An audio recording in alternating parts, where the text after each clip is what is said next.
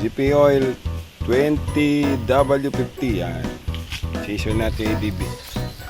Nasa Guagua Betis tayo. Wala na yung tinakbo.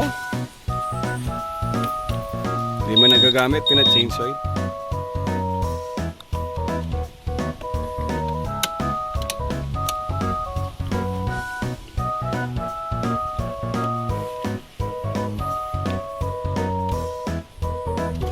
$5,500 ya pa pala pa.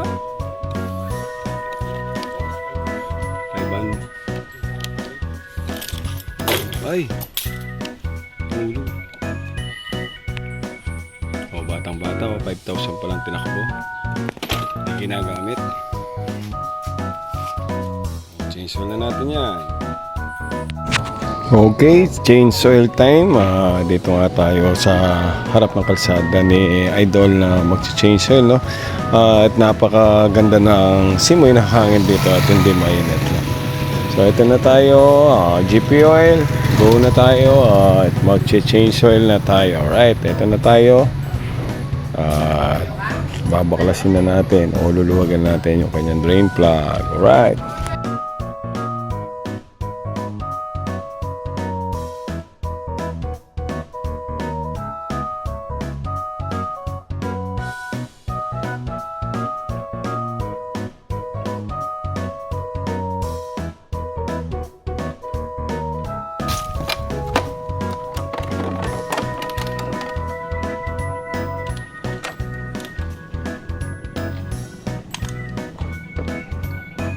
Hindi pa laro. So take note pala tayo mga idol kabomba, yung pong drain plug po, pag po hinihigpitan natin yan, higpit kamay lang po. Huwag po natin gamitan ng power tools yan. Pwede po kasing masira. At ito nga, nakalas ko po yan, pahirapan. Sobrang higpit. So sana sa susunod, kung hindi man tayo yung mag-change oil, huwag sana nilang higpitan ng ganun kahigpit mga idol. Dito nga napansin ni Bossing na nagkasugat po yung ano niya, yung bolt niya. So sabi ko sa kanya, pag may time palitan na lang niya. Alright.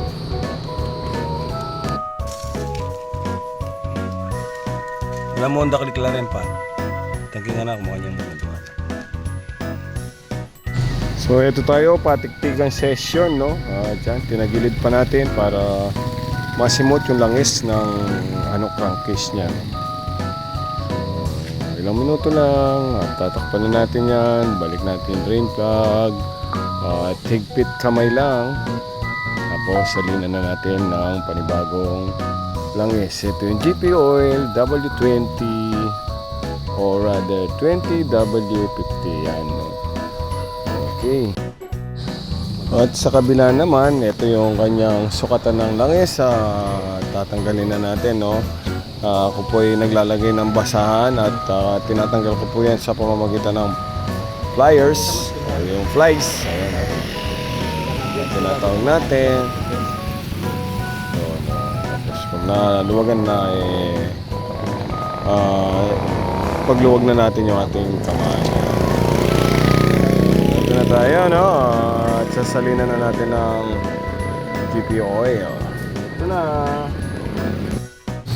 So si ADB 150 yan, 800 ml. Parang ano lang yan, Honda Click 800 ml din. So 1 liter yung available natin. Kaya nangyayari dyan 800 ml. May sobra tayo lagi ng 200 ml. 1 liter po kasi. Para matapos na tayo, no? Salinan na natin. So yun, idol kabomba. Pagkatapos natin magsalin, paanda rin natin. I-on natin yung keyless entry po kasi siya. I-on natin. Tapos yung pong trip niya sa panel, o yung trip A, trip B, o trip 1 or trip 2, yan, lalagay po natin yan sa 0. At meron pong dalawang button dito na ipipress natin para maging 0-0 po yung kanyang trip. So So tapos na tayo at ito maandar na. I-warm up lang natin ang langis. Ayan. Tapos na tayo. GP Oil Power. Ayan. Alright. Ngiting tagumpay na naman.